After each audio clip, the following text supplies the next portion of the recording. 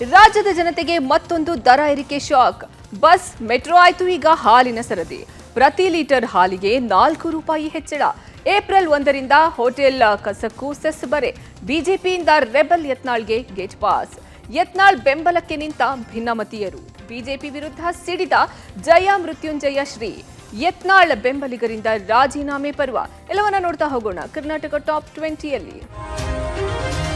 ಗ್ರಾಹಕರಿಗೆ ಮತ್ತೆ ನಂದಿನಿ ಹಾಲಿನ ಬೆಲೆ ಏರಿಕೆ ಬಿಸಿ ತಟ್ಟಿದೆ. ನಂದಿನಿ ಹಾಲಿನ ದರ ಪ್ರತಿ ಲೀಟರ್ಗೆ 4 ರೂಪಾಯಿ ಏರಿಕೆ ಮಾಡಲು ಸಚಿವ ಸಂಪುಟ ಅನುಮೋದನೆ ನೀಡಿದೆ. ಹಾಲು ಒಕ್ಕೂಟಗಳ ಮನವಿಗೆ ಸಚಿವ ಸಂಪುಟ ಒಪ್ಪಿಗೆ ಸೂಚಿಸಿದೆ. ಇದರೊಂದಿಗೆ ಒಂದೇ ವರ್ಷದಲ್ಲಿ 2 ಬಾರಿಗೆ ಹಾಲಿನ ದರ ಏರಿಕೆ ಮಾಡಿದಂತಾಗಿದೆ. ಫೆಬ್ರವರಿಯಲ್ಲಿ ಪ್ರತಿ ಲೀಟರ್ಗೆ 2 ರೂಪಾಯಿ ಏರಿಕೆ ಮಾಡಲಾಗಿತ್ತು. ಆದರೆ ಇದೀಗ ಲೀಟರ್ಗೆ ಬರೋಬ್ಬರಿ 4 ರೂಪಾಯಿ ಏರಿಕೆ ಮಾಡಲಾಗಿದೆ. ಈಗಾಗಲೇ ಅಗತ್ಯ ವಸ್ತುಗಳ ಬೆಲೆ ಏರಿಕೆಯಿಂದ ತತ್ತರಿಸಿರುವ ರಾಜ್ಯದ ಜನರಿಗೆ ಹಾಲಿನ ದರ ಏರಿಕೆ ಶಾಕ್ ದೊಡ್ಡ ಹೊರೆಯಾದಂತಿದೆ. ರಾಜ್ಯದಲ್ಲಿ ಸದ್ಯ ಹೋಮೋಜೆನೆಸ್ಟ್ ಟೋನ್ಡ್ ಹಾಲು ಅರ್ಧ ಲೀಟರ್ 24 ರೂಪಾಯಿ ಇದ್ರೆ ಇದೇ ಹಾಲು 1 ಲೀಟರ್ 45 ರೂಪಾಯಿ ಇದೆ. ಈಗ ಹೊಸ ದರ ಜಾರಿಗೆ ಬಂದ್ರೆ ಅರ್ಧ ಲೀಟರ್ 26 ಮತ್ತು 1 ಲೀಟರ್ ಹಾಲು 49 ರೂಪಾಯಿ ಆಗಲಿದೆ. ನೀಲಿ ಪ್ಯಾಕೆಟ್ ಹಾಲು 44 ರೂಪಾಯಿ ಇತ್ತು, ಇದೀಗ 48 ರೂಪಾಯಿ ಆಗಲಿದೆ. ಆರೆಂಜ್ ಪ್ಯಾಕೆಟ್ ಹಾಲು 48ರಿಂದ 52 ರೂಪಾಯಿ ಆಗಲಿದೆ. ಶುಭಂ ಪ್ಯಾಕೆಟ್ ಹಾಲು 50ರಿಂದ 52 ರೂಪಾಯಿ ಆಗಲಿದೆ. ಮೆಟ್ರೋ ದರ, ಬಸ್ ದರ, ವಿದ್ಯುತ್ ದರ ಏರಿಕೆ ಆಯಿತು. ಈಗ ಏಪ್ರಿಲ್ 1ರಿಂದ ಕಸದ ಸೆಸ್ ಬರೆ ಶುರುವಾಗಲಿದೆ. ಬೆಂಗಳೂರಿನ ಹೋಟೆಲ್ಗಳಿಗೆ ಕಸದ ಸೆಸ್ ಬರೆಯ ಬಿಸಿ ತಟ್ಟಿದ್ದು, ಈ ಬಗ್ಗೆ ತೀವ್ರ ಆಕ್ಷೇಪ ವ್ಯಕ್ತಪಡಿಸಿದ್ದಾರೆ. 1 ಕೆಜಿಗೆ 12 ರೂಪಾಯಿ ಫಿಕ್ಸ್ ಮಾಡಿದ್ದು, ಈ ಹಿಂದೆ ತಿಂಗಳಿಗೆ 5,000 ಕಸದ ಸೆಸ್ ಕಟ್ಟಲಾಗುತ್ತಿತ್ತು. ಆದರೆ ಈಗ ಬರೋಬ್ಬರಿ 30,000 ರೂಪಾಯಿ ಕಸದ ಸೆಸ್ ಕಟ್ಟಬೇಕಾಗುತ್ತದೆ. ಸಾಮಾನ್ಯವಾಗಿ ದರ್ಶಿನಿ ಹೋಟೆಲ್ನಲ್ಲಿ ದಿನಕ್ಕೆ 60ರಿಂದ 100 ಕೆಜಿಯಷ್ಟು ಕಸ ಉತ್ಪಾದನೆಯಾಗಲಿದೆ. ಮೊದಲೆಲ್ಲ ಪ್ರತಿ ತಿಂಗಳು ಕಸದ ಸೆಸ್ ಅಂತ ಬಿಬಿಎಂಪಿಗೆ ಕಟ್ಟಲಾಗುತ್ತಿತ್ತು. ಆದ್ರೆ ಈಗ ಏಕಾಏಕಿ ಕಸದ ಸೆಸ್ 30,000ಕ್ಕೆ ಏರಿಕೆ ಮಾಡಿರುವುದು ಸರಿಯಲ್ಲ. ಇದು ಅವೈಜ್ಞಾನಿಕ ಎಂದು ಕಿಡಿಕಾರಿದ್ದಾರೆ. ಇನ್ನು ದರ ಏರಿಕೆಯ ಭಾರವನ್ನ ಹೊರಲಾರದೆ ಜನ ಹೈರಾಣಾಗಿದ್ದಾರೆ. ಅದರ ಮಧ್ಯೆ ದಿನಕ್ಕೊಂದು ದರ ಏರಿಕೆ ಬಿಸಿಗೆ ಜನ ಹಿಡಿ ಶಾಪ ಹಾಕುವ ಪರಿಸ್ಥಿತಿ ಉದ್ಭವವಾಗಿದೆ. ಬಿಜೆಪಿಯಲ್ಲಿ ರೆಬಲ್ ಶಾಸಕರಾಗಿ ಕಾಣಿಸಿಕೊಂಡಿದ್ದ ಯತ್ನಾಳ್ 6 ವರ್ಷ ಉಚ್ಚಾಟನೆಯಾಗಿದ್ದಾರೆ. ಪದೇ ಪದೇ ಪಕ್ಷದ ಶಿಸ್ತನ್ನು ಉಲ್ಲಂಘನೆ ಮಾಡ್ತಾ ಇದ್ದ ಹಿನ್ನೆಲೆಯಲ್ಲಿ ಉಚ್ಚಾಟನೆ ಮಾಡಿ ಆದೇಶ ಹೊರಡಿಸಲಾಗಿದೆ. ಈ ಬೆನ್ನಲ್ಲೇ ಪಕ್ಷದ ವಿರುದ್ಧ ಮತ್ತೆ ಆಕ್ರೋಶ ಹೊರಹಾಕಿದ್ದಾರೆ. ಪಾರ್ಟಿಯಲ್ಲಿ ಅಡ್ಜಸ್ಟ್ಮೆಂಟ್ ರಾಜಕಾರಣ ಇದೆ. ಅಡ್ಜಸ್ಟ್ಮೆಂಟ್ ರಾಜಕಾರಣದಿಂದ ಲೋಕಸಭಾ ಚುನಾವಣೆಯಲ್ಲಿ ಪಕ್ಷಕ್ಕೆ ಹಿನ್ನಡೆಯಾಗಿದೆ. ಚುನಾವಣಾ ಸೋಲಿನ ಪರಾಮರ್ಶೆ ಇನ್ನೂ ಹೈಕಮಾಂಡ್ ಮಾಡಿಲ್ಲ. ಕಲ್ಯಾಣ ಕರ್ನಾಟಕದಲ್ಲಿ ಪಕ್ಷದ ಅವನತಿಗೆ ಇದು ಕೂಡ ಕಾರಣ ಅಂತ ಹೇಳಿದ್ದಾರೆ. ಬಿಜೆಪಿ ಈಗ ಕಾರ್ಯಕರ್ತರ ಪಕ್ಷ ಆಗಿ ಉಳಿದಿಲ್ಲ, ಕುಟುಂಬ ರಾಜಕಾರಣದಲ್ಲಿ ಪಕ್ಷ ಮುಳುಗಿದೆ. ಕಾಂಗ್ರೆಸ್ ಸಭೆಯಲ್ಲಿ ಭಾಗವಹಿಸುತ್ತಿದ್ದ, ಪಕ್ಷದ ವಿರುದ್ಧ ಮಾತನಾಡ್ತಿದ್ದ ಶಾಸಕರ ಉಚ್ಚಾಟನೆ ಮಾಡಿಲ್ಲ. ಟೊಂಕ ಕಟ್ಟಿ ಪಕ್ಷ ಕಟ್ಟಿದಂತಹ ನನ್ನಂಥವರಿಗೆ ಉಚ್ಚಾಟನೆಯ ಶಿಕ್ಷೆ. ಇದು ಪಕ್ಷದ ದ್ವಂದ್ವ ನೀತಿ ಎನ್ನುವ ಮೂಲಕ ಕುಟುಂಬ ರಾಜಕಾರಣದ ವಿರುದ್ಧ ಅಸಮಾಧಾನ ಹೊರಹಾಕಿದ್ದಾರೆ. ಅಡ್ಜಸ್ಟ್ಮೆಂಟ್ ರಾಜಕಾರಣ ನಿಲ್ಲದಿದ್ರೆ ಪಕ್ಷ ಮಖಾಡೆ ಮಲಗುವುದು ನಿಶ್ಚಿತ. ಪಕ್ಷದಲ್ಲಿ ಸುಧಾರಣೆ, ಬದಲಾವಣೆ ಆಗಬೇಕು ಅನ್ನುವ ನಮ್ಮ ನಿಲುವು ಕೆಲವರಿಗೆ ಅಪಥ್ಯ ಅಂಥೇಳಿ ಎಚ್ಚರಿಸಿದ್ದಾರೆ. ಬಿಜೆಪಿಯಿಂದ ಯತ್ನಾಳ್ ಉಚ್ಚಾಟನೆಗೆ ರೆಬಲ್ ಶಾಸಕರು ಅಸಮಾಧಾನ ಹೊರಹಾಕಿದ್ದಾರೆ. ರಮೇಶ್ ಜಾರಕಿಹೊಳಿ ಮಾತನಾಡಿ, ಯತ್ನಾಳ್ ಉಚ್ಚಾಟನೆ 1 ತಿಂಗಳಿನಿಂದ ನಡೆದಿತ್ತು. ಈ ಬಗ್ಗೆ ನಮಗೆ ಮೊದಲೇ ಸುದ್ದಿ ಇತ್ತು. ಪಕ್ಷದ ನಿರ್ಣಯ ಪ್ರಶ್ನಿಸುವ ದೊಡ್ಡ ವ್ಯಕ್ತಿ ನಾನಲ್ಲ. ನಾಳೆ ಎಲ್ಲ ನಾಯಕರು ಬೆಂಗಳೂರಿನಲ್ಲಿ ಚರ್ಚೆ ಮಾಡ್ತೀವಿ. ಯತ್ನಾಳ್ ಕಡೆಯಿಂದ ಹೈಕಮಾಂಡ್ಗೆ ಪತ್ರವನ್ನು ಬರೆಸ್ತೇವೆ ಅಂತ ಹೇಳಿದ್ದಾರೆ. ಇನ್ನು ಪುನಃ ಪರಿಶೀಲನೆ ಮಾಡುವಂತೆ ಹೈಕಮಾಂಡ್ಗೆ ಮನವಿ ಮಾಡಿಕೊಳ್ತೇವೆ. ಯತ್ನಾಳ್ ಮೇಲಿನ ಕ್ರಮ ನಮಗೆ ನೋವಾಗಿದೆ. ಪ್ರೀತಿ ಇದ್ದವರ ಮೇಲೆ ಕ್ರಮ ಕೈಗೊಳ್ತಾರೆ. ಯತ್ನಾಳ್ ಒಂಟಿಯಾಗಿಲ್ಲ, ನಾವು ಗಟ್ಟಿಯಾಗಿ ಅವರ ಪರ ಇದ್ದೇವೆ ಎನ್ನುವ ಮೂಲಕ ಯತ್ನಾಳ್ಗೆ ಬೆಂಬಲ ಕೊಟ್ಟಿದ್ದಾರೆ. ಪಕ್ಷ ಯಾಕೆ ನಿರ್ಣಯ ನನಗೆ ಗೊತ್ತಿಲ್ಲ. ನಮ್ಮ ಪಕ್ಷದ ನಿರ್ಣಯ ಪ್ರಶ್ನೆ ಮಾಡುವಂಥ ದೊಡ್ಡ ಮನುಷ್ಯನ ಅಲ್ಲ. ನಾಳೆ ನಮ್ಮ ಎಲ್ಲ ನಾಯಕರು ನಮ್ಮ ಕುಡ್ಕೊಂಡು ಚರ್ಚೆ ಮಾಡ್ಕೊಂಡು ಹೈಕಮಾಂಡ್ಗೆ ಶಿಸ್ತಸಮಿತಿ ಮತ್ತು ಹೈಕಮಾಂಡ್ಗೆ ಯತ್ನಾಳ್ ಒಂದು ಲೆಟ್ರ್ ಬರೆಸಿ ಇದು ಪುನರ್ ಪರಿಶೀಲನೆ ಮಾಡಿ ಇದನ್ನು ಉಚ್ಚಾರಣೆ ಹಿಂದೆ ಪಡಿಬೇಕಂತ ನಾವು ಎಲ್ಲರೂ ಕೂಡ ಮನವಿ ಮಾಡ್ಕೋತೀವಿ. ಬಿಜೆಪಿಯಲ್ಲಿ ಯತ್ನಾಳ್ ಉಚ್ಚಾಟನೆಗೆ ಬಸವಜಯ ಮೃತ್ಯುಂಜಯ ಸ್ವಾಮೀಜಿ ಕಿಡಿಕಾರಿದ್ದಾರೆ. ಉತ್ತರ ಕರ್ನಾಟಕ ಅಭಿವೃದ್ಧಿಯ ಹರಿಕಾರ, ಹಿಂದುತ್ವದ ನಾಯಕ ಯತ್ನಾಳ್ ಕೆಲವರು ಕುತಂತ್ರ ಮಾಡಿ ಪಕ್ಷದಿಂದ ಉಚ್ಚಾಟನೆ ಮಾಡಿದ್ದು ಖಂಡನೀಯ. ನಾಯಕತ್ವವನ್ನು ಕುಗ್ಗಿಸಲು ಬಿಜೆಪಿ ಒಳಗಿರುವಂತಹ ಕೆಲವರು ಷಡ್ಯಂತ್ರ ಮಾಡಿದ್ದಾರೆ ಅಂತ ಹೇಳಿದರು. ಇನ್ನು ಕೂಡಲೇ ಆದೇಶವನ್ನು ಹಿಂಪಡಿಬೇಕು, ಇಲ್ಲವಾದರೆ ನಿಮ್ಮ ಕಾಲ ಮೇಲೆ ನೀವೇ ಕಲ್ಲನ್ನು ಹಾಕೋಬೇಡಿ. ಕುತಂತ್ರಕ್ಕೆ ಒಳಪಟ್ಟು ಶಿಸ್ತು ಪಾಲನಾ ಸಮಿತಿ ಈ ರೀತಿ ಕೆಲಸ ಮಾಡಿದ್ದಾರೆ. ಇದರಿಂದ ಪಕ್ಷಕ್ಕೆ ದೊಡ್ಡ ಮಟ್ಟದ ಡ್ಯಾಮೇಜ್ ಆಗುತ್ತೆ. ಕುಟುಂಬವನ್ನು ನಂಬಿ ಪಕ್ಷ ಕಟ್ತೀರಾ ಅಥವಾ ಜನಸಾಮಾನ್ಯರನ್ನ ನಂಬಿ ಪಕ್ಷ ಕಟ್ತೀರಾ ಅಂಥೇಳಿ ಪರೋಕ್ಷವಾಗಿ ಯಡಿಯೂರಪ್ಪ ವಿರುದ್ಧ ಕಿಡಿಕಾರಿದ್ದಾರೆ. ಇವರ ನಾಯಕತ್ವವನ್ನೇ ಅಡಗಿಸುವಂತ ಹಿನ್ನೆಲೆಯೊಳಗೆ ಉಚ್ಚಾಟ ಮಾಡುವಂಥದ್ದನ್ನು ನೋಡಿದ ಮೇಲೆ ಒಂದು ಉಗ್ರವಾಗಿರ್ತಕ್ಕಂಥ ಹೋರಾಟನ ನಮ್ಮ ಜನ ಏನು BJP ಪಕ್ಷದ ವಿರುದ್ಧ ಹೋರಾಟ ಅಲ್ಲ ಇದು. ಬಸವನಗೌಡರನ್ನ ಉಚ್ಚಾಟನೆ ಮಾಡುವಂಥ ಕೆಲಸ ಏನು ಮಾಡೋಕತ್ತಾರಲ್ಲ ಅಂಥವ್ರನ್ನ ಯಾವ ಕಾರಣಕ್ಕೂ ನಮ್ಮ ಜನ ಬೆಂಬಲಿಸಬಾರ್ದು, ಅಂಥ ನಾಯಕತ್ವ ಒಪ್ಪಬಾರ್ದು ಅಂತೇಳಿ ಅವ್ರ ವಿರುದ್ಧವಾಗಿ ಹೋರಾಟ ಮಾಡುವಂಥದ್ದು. ಕೂಡಲೇ ಭಾರತೀಯ ಜನತಾ ಪಕ್ಷ ಉಚ್ಚಾಟನೆ ಆದೇಶವನ್ನು ವಾಪಸ್ ಪಡಿಬೇಕು ಅನ್ನುವಂಥದ್ದು. ಬಿಜೆಪಿಯಿಂದ ಯತ್ನಾಳ್ ಉಚ್ಚಾಟನೆ ಆಗ್ತಿದ್ದಂತೆ ಬೆಂಬಲಿಗರಿಂದ ರಾಜೀನಾಮೆಯ ಪರ್ವ ಶುರುವಾಗಿದೆ. ಈಗಾಗಲೇ ಸೋಷಿಯಲ್ ಮೀಡಿಯಾದಲ್ಲಿ ವಿಜಯಪುರದ ಹಲವು ಮುಖಂಡರು ರಾಜೀನಾಮೆ ಸಲ್ಲಿಕೆ ಮಾಡಿದ್ದಾರೆ. ವಿಜಯಪುರ ನಗರದ ಮಂಡಲದ ಅಧ್ಯಕ್ಷ ಶಂಕರ್ ಹೂಗಾರ್, ರೈತ ಮೋರ್ಚಾ ಅಧ್ಯಕ್ಷ ರಾಜು ಬಿರಾದರ್, ಜಿಲ್ಲಾ ಕಾರ್ಯದರ್ಶಿ ಸಿದ್ದು ಹೆಬ್ಬಾಳ್ ರಾಜೀನಾಮೆ ಕೊಟ್ಟಿದ್ದಾರೆ. ಈ ಬಗ್ಗೆ ಪ್ರತಿಕ್ರಿಯೆ ಕೊಟ್ಟ ವಿಜಯಪುರದ ಜಿಲ್ಲಾಧ್ಯಕ್ಷ ಗುರುಲಿಂಗಪ್ಪ ಅಂಗಡಿ, ಈವರೆಗೂ ಯಾವುದೇ ರಾಜೀನಾಮೆ ನನಗೆ ಬಂದಿಲ್ಲ, ವಾಟ್ಸಪ್ಗೆ ಯಾವುದೇ ರಾಜೀನಾಮೆ ಬಂದಿದ್ದನ್ನು ನಾನು ನೋಡಿಲ್ಲ. ರಾಜೀನಾಮೆ ತಡೆಯುವಂತಹ ನಿಟ್ಟಿನಲ್ಲಿ ಪ್ರಯತ್ನಿಸ್ತೀನಿ, ರಾಜೀನಾಮೆ ನೀಡುವವರ ಮನವೊಲಿಸುವ ಕೆಲಸ ಮಾಡ್ತೀನಿ ಅಂತ ಹೇಳಿದರು. ಇನ್ನು ನಮ್ಮದು ಕಾರ್ಯಕರ್ತರ ಪಕ್ಷ, ಯಾವುದೇ ಡ್ಯಾಮೇಜ್ ಆಗಲ್ಲ, ಬಿಜೆಪಿ ಸಮುದ್ರ ಇದ್ದ ಹಾಗೆ, ನಮಗೆ ಹಿನ್ನಡೆಯ ಪ್ರಶ್ನೆಯೇ ಇಲ್ಲ ಅಂತ ಹೇಳಿದ್ದಾರೆ. ಇಲ್ಲಿವರೆಗೆ ನನಗೆ ಅಧಿಕೃತವಾಗಿ ಯಾರೂ ರಾಜೀನಾಮೆಯನ್ನು ಕೊಟ್ಟಿಲ್ಲ ಸರ್. ಭಾರತೀಯ ಜನತಾ ಪಕ್ಷ ಇದು ಕಾರ್ಯಕರ್ತರ ಪಕ್ಷ. ಇದಕ್ಕೆ ಭಾಳ ದೊಡ್ಡ ಪ್ರಮಾಣದಲ್ಲಿ ಕಾರ್ಯಕರ್ತರದಾರ. ಈ ವ್ಯಕ್ತಿಗೆ ಡ್ಯಾಮೇಜ್ ಆದಾಗ ಪಕ್ಷಕ್ಕೇನು ಡ್ಯಾಮೇಜ್ ಆಗೋದಿಲ್ಲ, ಆ ವ್ಯಕ್ತಿಗೆ ಡ್ಯಾಮೇಜ್ ಆಗಿರ್ತದೆ.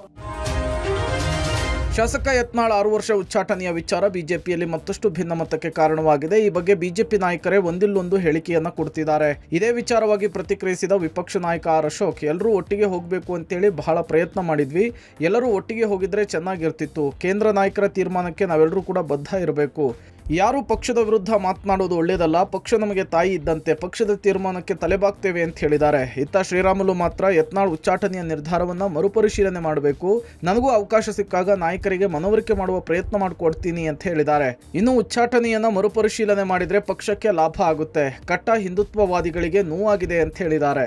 ಬಸವನಗೌಡ ಪಾಟೀಲ್ ಯತ್ನಾಳ್ ಅವ್ರನ್ನ ಪಕ್ಷದಿಂದ ಏನು ಉಚ್ಚಾಟನೆ ಮಾಡಿದಾರೋ, ಇವತ್ತು ನಾನು ಬಹಳಷ್ಟು ಸಾರಿ ಅವರಿಗೆ ಹೇಳಿದ್ದೀನಿ, ಪಕ್ಕ ಹಿಂದುತ್ವವಾದಿ ಇದ್ರಿ, ಅದಕ್ಕೋಸ್ಕರವಾಗಿ ನಾನು ವಿನಂತಿ ಇಷ್ಟೇ, ಸನ್ಮಾನ್ಯ ಅಮಿತ್ ಶಾ ಅವರು, ರಾಷ್ಟ್ರೀಯ ನಾಯಕರಾದಂತಹ ಸನ್ಮಾನ್ಯ ನಮ್ಮ JP ನಡ್ಡಾ ಅವರು, ನಮ್ಮ ಪ್ರಧಾನಮಂತ್ರಿಗಳಂತ ನರೇಂದ್ರ ಮೋದಿಜಿಯವರು ಮರುಪರಿಶೀಲನೆ ಮಾಡಬೇಕೆಂದೇಳಿ ನಾನು ಒಂದು ರೀತಿ ಅವ್ರನ್ನ ವಿನಂತಿಯನ್ನ ಮಾಡ್ಕೊಂತೀನಿ. ಬಿಜೆಪಿಯ ಬಣಬಡಿದಾಟಕ್ಕೆ ಮೊದಲ ತಲೆದಂಡವಾಗಿದೆ. ಬಿಜೆಪಿಯ ಭಿನ್ನಮತೀಯರ ವಿರುದ್ಧ ದಂಡಂ ದಶಗುಣಂ ಅಸ್ತ್ರ ಪ್ರಯೋಗಿಸಿರುವ ಹೈಕಮಾಂಡ್ ರೆಬಲ್ ಶಾಸಕ ಯತ್ನಾಳ್ಗೆ ಗೇಟ್ ಪಾಸ್ ಕೊಟ್ಟಿದೆ. ಕಳೆದೊಂದು ಕಾಲು ವರ್ಷದಿಂದ ಪಕ್ಷದ ಶಿಸ್ತು ಸೂಚನೆ ಉಲ್ಲಂಘಿಸಿದಂತಹ ಯತ್ನಾಳ್ ಉಚ್ಚಾಟನೆಯಾಗಿದೆ. ಇದೀಗ ಉಳಿದ ಭಿನ್ನರಿಗೂ ಕೂಡ ಢವಢವ ಶುರುವಾಗಿದೆ. ಸದ್ಯ ಪಕ್ಷ ವಿರೋಧಿ ಚಟುವಟಿಕೆಯ ಹಿನ್ನೆಲೆಯಲ್ಲಿ ಇನ್ನೂ 5 ವರಿಷ್ಠರಿಂದ ಶೋಕಾಸ್ ನೋಟಿಸ್ ಜಾರಿಯಾಗಿದ್ದು, ಹೊಸದಾಗಿ ನೋಟಿಸ್ ಪಡೆದವರಿಗೂ ದೆಹಲಿ ಶಾಸ್ತಿ ಕಾದಿದೆಯಾ ಅನ್ನುವಂತಹ ಆತಂಕ ಮೂಡಿದೆ.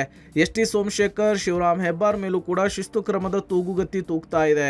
ಇನ್ನು ವಿಜಯೇಂದ್ರ ಬಣದ ಒಬ್ಬರಿಗೂ ಕೂಡ ಉಚ್ಚಾಟನೆ ಕಾದಿದೆಯಾ ಅನ್ನುವಂತಹ ಆತಂಕ ಸೃಷ್ಟಿಯಾಗಿದೆ. ಈ ಮಧ್ಯೆ ರೆಬಲ್ ಶಾಸಕ ಯತ್ನಾಳ್ ಉಚ್ಚಾಟನೆಯ ಬೆನ್ನಲ್ಲೇ ಭಿನ್ನರ ಭವಿಷ್ಯ ಅಡಕತರಿಯಲ್ಲಿ ಸಿಲುಕಿದೆ. ಮುಂದೇನು ಮಾಡಬೇಕೆಂಬ ಗೊಂದಲದಲ್ಲಿ ರೆಬಲ್ ಪಡೆ ಇದೆ. ಯತ್ನಾಳ್ ಉಚ್ಚಾಟನೆಯಿಂದ ಒಬ್ಬೊಬ್ಬರು ಕೂಡ ಮೌನವಾಗಿದ್ದಾರೆ. ಸಂಪರ್ಕ ತಾತ್ಕಾಲಿಕ ಕಟ್ಟಾಗಿದೆ. ಹೈಕಮಾಂಡ್ ಮೇಲೆ ಉಚ್ಚಾಟನೆ ವಾಪಸ್ ಪಡೆಯುವಂತೆ ಒತ್ತಡ ಹಾಕಲು ಚಿಂತನೆ ನಡೆಸಿದ್ದು, ಆದರೆ ಸಭೆ ಯಾವಾಗ, ಎಲ್ಲಿ, ಯಾರ್ಯಾರು ನಡೆಸೋದು ಅನ್ನೋದರ ಗೊಂದಲ ಕೂಡ ಉದ್ಭವವಾಗಿದೆ.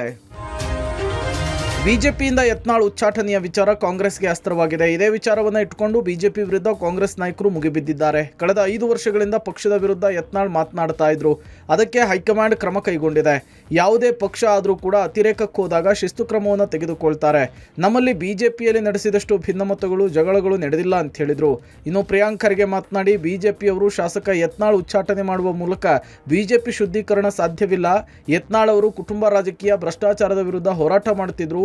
ಈಗ ಯತ್ನಾಳ್ ಅವರ ಬಿಜೆಪಿ ಶುದ್ಧೀಕರಣದ ಹೋರಾಟಕ್ಕೆ ಕೇಂದ್ರದ ಹೈಕಮಾಂಡ್ ಜಟ್ಕಾ ಕಟ್ ಹೊಡೆದಿದ್ದಾರೆ ಎನ್ನುವ ಮೂಲಕ ವ್ಯಂಗ್ಯ ಮಾಡಿದ್ದಾರೆ. ಯಾರು ಆ ಥರದ ಅತಿರೇಕಕ್ಕೆ ಹೋದಾಗ ಎಲ್ಲ ಪಕ್ಷದಲ್ಲೂ ಸಹ ಶಿಸ್ತಿನ ಕ್ರಮ ತಗೊಳ್ತಕ್ಕಂಥದ್ದು ಗೊತ್ತಿರ್ತಕ್ಕಂಥ ವಿಚಾರ. ನಮ್ಮ ಪಕ್ಷದಲ್ಲಿ ಬಹುಶಃ ಆ ಮಟ್ಟಕ್ಕೆ ಬಿಜೆಪಿನಲ್ಲಿ ನಡೆದಂಥ ಆಂತರಿಕ ಕಿತ್ತಾಡ್ದಷ್ಟು ಏನಿಲ್ಲ ಅಂತ ಅನ್ಕೊಂಡು, ಯಾರ ಮೇಲೆ ECIR ಕೇಸ್ ಇದೆ, ಯಾರ ಮೇಲೆ ದುಬೈ ಹೋಗೋ ಆರೋಪ ಇದೆ, ಅವರನ್ನೇ ನಾವು ಮುಂದಿಟ್ಕೊಂಡು ಮಾಡ್ತೀವಿ ಅಂತ ಸ್ಪಷ್ಟವಾದಂಥ ಸಂದೇಶ ಕಳಿಸಿದ್ದಾರೆ. BJP ಪಕ್ಷ ಏನಿದೆ ಅದು ಶುದ್ಧೀಕರಣ ಮಾಡಲಿಕ್ಕೆ ಆಗೋದಿಲ್ಲ ನಮ್ಮ ಕಡೆಯಿಂದ. ನಾವು ಬ್ಲ್ಯಾಕ್ ಮೇಲಿಗೆ ಈಲ್ಡ್ ಆಗಿದ್ದೆ, ಹಿಂದೆನೂ ಈಲ್ಡ್ ಆಗಿದ್ವಿ, ಮುಂದೆನೂ ಈಲ್ಡ್ ಆಗ್ತೀವಿ ಅಂತ ಸ್ಪಷ್ಟವಾದಂಥ ಸಂದೇಶ ಕಳಿಸಿದ್ದಾರೆ ಯತ್ನಾಳ್ ಅಂಡ್ ಕಂಪನಿಯವರಿಗೆ. ಹನಿ ಟ್ರ್ಯಾಪ್ ಗದ್ದಲದ ಮಧ್ಯೆ MLC ರಾಜೇಂದ್ರ DGಗೆ ದೂರು ನೀಡಿದ್ದಾರೆ. ಈ ಮಧ್ಯೆ MLC ರಾಜೇಂದ್ರ ಹನಿ ಟ್ರ್ಯಾಪ್ ಕೇಸ್ಗೆ ಬಿಗ್ ಟ್ವಿಸ್ಟ್ ನೀಡಿದ್ದಾರೆ. ನನ್ನ ಮೇಲೆ ಹನಿ ಟ್ರ್ಯಾಪ್ ಆಗಿಲ್ಲ, ದೂರವಾಣಿ ಕರೆ ಮೂಲಕ ಯತ್ನ ನಡೆಯುತ್ತಾ ಇತ್ತು. ನವೆಂಬರ್ 16ರಂದು ಮಗಳ ಹುಟ್ಟುಹಬ್ಬದ ದಿನ ಶಾಮಿಯಾನ ಹಾಕೋಕೆ ಸ್ವಲ್ಪ ಜನ ಬಂದಿದ್ರು. ಆ ಸಂದರ್ಭದಲ್ಲಿ ಹತ್ಯೆ ಮಾಡಲು ಪ್ರಯತ್ನ ಮಾಡಿದ್ರು ಎಂದು ಹೊಸ ಬಾಂಬ್ ಸಿಡಿಸಿದ್ದಾರೆ. ಇನ್ನು ನನ್ನ ಆಪ್ತರು ನೀಡಿದ ಆಡಿಯೋದಲ್ಲಿ 5 ಲಕ್ಷಕ್ಕೆ ಸುಪಾರಿ ನೀಡಿದ್ರು. ನನಗೆ ಜನವರಿಯಲ್ಲಿ ಈ ಬಗ್ಗೆ ಮಾಹಿತಿ ಸಿಕ್ಕಿತ್ತು. 3 ಜನರ ಹತ್ಯೆ ಮಾಡಲು ಪ್ರಯತ್ನಿಸಿದ್ದಾರೆ. ಈ ಬಗ್ಗೆ ತುಮಕೂರು ಎಸ್ಪಿಗೆ ದೂರು ಕೊಡುವಂತೆ ಡಿಜಿ ಹೇಳಿದ್ದಾರೆ ಎಂದರು. ಇವತ್ತು ನಾನು ಡಿಜಿ ಅವ್ರಿಗೆ ಹನಿ ಟ್ರ್ಯಾಪ್ ಅಂತ ವಿಚಾರ ಬಂದಂಥ ಸಂದರ್ಭದಲ್ಲಿ ನಾನು ಮುಂಚೆಯಿಂದ ಹೇಳಿದಾಗೆ ನನ್ನ ಮೇಲೇನು ಹನಿ ಟ್ರ್ಯಾಪ್ ಆಗಿಲ್ಲ. ಪ್ರಯತ್ನ ಅಂತ ಹೇಳಿದ್ರೆ ಫೋನ್ಸ್ ಕಾಲ್ಸ್ ಬರ್ತಿದೆ ಅಂತ ಮಾತನ್ನು ನಾನು ನಿಮ್ಮ ಹತ್ರ ಮೊದಲ ಬಾರಿ ಮಾತಾಡಿದಾಗ ಫೋನ್ಸ್ ಕಾಲ್ಸ್ ಬರ್ತಿದೆ ಅಂತ ನಾನು ಹೇಳಿದ್ದೆ. ಸಚಿವ ರಾಜಣ್ಣ ಹಾಗೂ ಪುತ್ರನ ವಿರುದ್ಧದ ಹನಿ ಟ್ರ್ಯಾಪ್ ಯತ್ನ ಪ್ರಕರಣ ಸಂಚಲನ ಮೂಡಿಸಿದೆ. ಈ ಬಗ್ಗೆ ಡಿಜಿಗೆ ರಾಜಣ್ಣ ಪುತ್ರ ದೂರು ನೀಡಿದ್ದಾರೆ. ಈ ಮಧ್ಯೆ ಹನಿ ಟ್ರ್ಯಾಪ್ ಕೇಸ್ ಬಗ್ಗೆ ಸಿಐಡಿ ಪ್ರಾಥಮಿಕ ತನಿಖೆ ಆರಂಭಿಸಿದೆ. ಅಧಿಕೃತವಾಗಿ ಸರ್ಕಾರ ಸಿಐಡಿ ತನಿಖೆಗೆ ನೀಡಿಲ್ಲ. ಈವರೆಗೂ ಯಾವುದೇ ಎಫ್ಐಆರ್ ದಾಖಲಾಗಿಲ್ಲ. ಆದರೆ ಸಿಐಡಿ ಪೊಲೀಸರು ಪ್ರಾಥಮಿಕ ಹಂತದ ತನಿಖೆ ಕೈಗೊಂಡಿದ್ದಾರೆ. ಈ ಬಗ್ಗೆ ರಾಜೇಂದ್ರ ಪ್ರತಿಕ್ರಿಯಿಸಿ, ರಾಜಣ್ಣ ಹನಿ ಟ್ರ್ಯಾಪ್ ಪ್ರಕರಣ ಸಿಐಡಿಗೆ ಹೋಗಿದೆ. ಮನೆಯ ಬಳಿ ಸಾಕ್ಷ್ಯಾಧಾರ ಕಲೆ ಹಾಕುವುದಕ್ಕೆ ಪೊಲೀಸರು ಹೋಗಿದ್ದಾರೆ. ಜಯಮಹಲ್ ರಸ್ತೆಯ ಮನೆಯಲ್ಲಿ ಪರಿಶೀಲನೆ ಮಾಡ್ತಾ ಇದ್ದಾರೆ. ಮನೆ ಕೆಲಸದವರ ಹೇಳಿಕೆ ಪಡೆದಿದ್ದಾರೆ. ಈ ಪ್ರಕರಣದ ಹಿಂದಿರುವ ಮಹಾನಾಯಕ ಯಾರು ಅನ್ನೋದು ಗೊತ್ತಿಲ್ಲ. ನಾನು ಯಾರ ಹೆಸರನ್ನು ಕೂಡ ಹೇಳಿಲ್ಲ ಎಂದು ಸ್ಪಷ್ಟಪಡಿಸಿದ್ರು. ಇವತ್ತು CID ಅವರು ಮನೆ ಹತ್ರ ಹೋಗಿದ್ರು ಅಂತ. ಮನೆ ಹತ್ರ ಹೋಗಿ ಅಲ್ಲಿ ಇದ್ದಂಥ ಯಾರು ಮನೆ ಸ್ಟಾಫ್ ಇದ್ದಾರೆ ಅವ್ರಿಗೆ ಯಾರ್ಯಾರು ಬಂದಿದ್ರು ಏನು ಅಂತ ತಾಲೆ ಅವರು ಪ್ರಿಲಿಮಿನರಿ ಇವತ್ತು ತನಿಖೆ ಪ್ರಾರಂಭ ಮಾಡಿದ್ದಾರೆ. ಗೆಸ್ಟ್ ಹೌಸ್ ಇದೆ ಜೈಮಾಲ್ ರೋಡಲ್ಲಿ, ಅಲ್ಲಿಗೆ ಇವತ್ತು CID ಅವರು ಹೋಗಿ ಇವತ್ತು ತನಿಖೆ ಪ್ರಾರಂಭ ಮಾಡಿದ್ದಾರೆ ಅಂತ ಮಾಹಿತಿ ನನಗಿರೋ. ಮಹಾನಾಯಕರು ಎಷ್ಟು ಜನ ಇದ್ದಾರೆ ನನಗೆ ಗೊತ್ತಿಲ್ಲ. ರಾಜಣ್ಣವರಾಗಲಿ ನಾನಾಗಲಿ ಇಂಥವ್ರು ವ್ಯಕ್ತಿ ಮಾಡಿಸಿದ್ದಾರೆ ಅಂತ ಹೇಳಿಲ್ಲ. ತನಿಖೆ ಆಗಲಿ ಅಂತ ಅವರು ಹೇಳಿದ್ದಾರೆ, ತನಿಖೆ ಆಗಲಿ. ದೆಹಲಿಯಲ್ಲಿ ಸತೀಶ್ ಜಾರಕಿಹೊಳಿ HDK ಭೇಟಿ ರಾಜಕೀಯ ಸಂಚಲನ ಮೂಡಿಸಿದೆ. ಪಕ್ಷದ ಒಳಗೆ ಹೊರಗೆ ಸಾಕಷ್ಟು ಚರ್ಚೆಗೆ ಗ್ರಾಸವಾಗಿದೆ. ಈ ಕುರಿತು ಸ್ಪಷ್ಟನೆ ನೀಡಿರುವ ಸತೀಶ್ ಜಾರಕಿಹೊಳಿ, ಮೂವರ ಭೇಟಿ ಬಗ್ಗೆ ಖರ್ಗೆ ಅವರಿಗೆ ಗೊತ್ತಿದೆ. ನಾನು ಕೆಪಿಸಿಸಿ ಅಧ್ಯಕ್ಷ ಸ್ಥಾನದ ಆಕಾಂಕ್ಷಿಯಲ್ಲ. ಈಗಾಗಲೇ ಅಧ್ಯಕ್ಷರು ಇದ್ದಾರೆ. ಸಿಎಂ ಬದಲಾವಣೆ ಇಲ್ಲ, ಬದಲಾವಣೆ ಪ್ರಶ್ನೆಯೇ ಇಲ್ಲ ಎನ್ನುವ ಮೂಲಕ ಎಲ್ಲದಕ್ಕೂ ತೆರೆ ಎಳೆದಿದ್ದಾರೆ. ಈ ಮಧ್ಯೆ ಜೆಡಿಎಸ್ ಶಾಸಕ GT ದೇವೇಗೌಡ ಮುಂದೆ ಸಿಎಂ ಆಗುವ ಸಂದರ್ಭ ಬಂದ್ರೆ ಅವಕಾಶ ಸಿಕ್ಕಿದ್ರೆ ಬೆಂಬಲ ನೀಡಬೇಕು ಎಂದು ಕೇಂದ್ರ ಸಚಿವ HD ಕುಮಾರಸ್ವಾಮಿ ಬಳಿ ಮನವಿ ಮಾಡಿರಬಹುದು ಎಂದಿದ್ದಾರೆ. ಸಿಎಂ ಆಗುವ ಅವಕಾಶ ಸಿಕ್ಕಿದ್ರೆ ಜೆಡಿಎಸ್ನ 18 ಶಾಸಕರ ಬೆಂಬಲ ನೀಡಬೇಕು ಎಂದು ಸತೀಶ್ ಜಾರಕಿಹೊಳಿ ಕೇಳಿರಬಹುದು ಎಂದಿದ್ದಾರೆ. ಖರ್ಗೆಜಿ ಅವರಿಗೆ ಎಲ್ಲ ಹೇಳಿದ್ವಿ ಅಂತ ಹೇಳಿದ್ವಿ. 3 ಜನರ ಭೇಟಿ ಉದ್ದೇಶ ಹೇಳಿದ್ವಿ ಅಂತ ಹೇಳಿದ್ವಿ. ಸಿಎಂ ಅವ್ರ ಬದಲಾವಣೆ ಪ್ರಶ್ನೆ ಇಲ್ಲ. ಅವ್ರು ಹೇಳ್ತಾರೆ ಅದು ಇಲ್ಲ, ಅದು ಇದಾರಲ್ಲ ಅಧ್ಯಕ್ಷರು ಇದ್ದಾರೆ, ಅವರು ಇದ್ದಾರೆ, ಸಿಎಂ ಅವರು ಇದ್ದಾರೆ. ಮತ್ತೆ ಎಲ್ಲಿ ಬದಲಾವಣೆ ಪ್ರಶ್ನೆ ಎಲ್ಲಿ ಬಂತಂದ್ರಿ? ಅವರು ಪೇಪರಲ್ಲಿ ನೋಡಿದ್ರೆ, ಟಿವಿಗಳಲ್ಲಿ ನೋಡಿದ್ರೆ, ಅವರು ಹತ್ತದಿಂದ ಕೂತು ಮಾತಾಡ್ತಾ ಇರೋದು ನೋಡಿದ್ರೆ, ಅವ್ರು ಇನ್ಯಾರೋ ಮಂತ್ರಿಗಳನ್ನ ಭೇಟಿ ಮಾಡಿಸ್ತಾ ಇದ್ದಾರೆ, ಕುಮಾರಸ್ವಾಮಿ ಅವರು ಕರ್ಕೊಂಡೋಗಿ ಅಂತೇಳಿ ಹೇಳ್ತಾ ಇರೋದು. ಅಭಿವೃದ್ಧಿ ಮಾಡ್ತಾ ಇದ್ದಾರೋ ರಾಜಕೀಯ ಮಾಡ್ತಾ ಇದ್ದಾರೋ ಗೊತ್ತಿಲ್ಲ.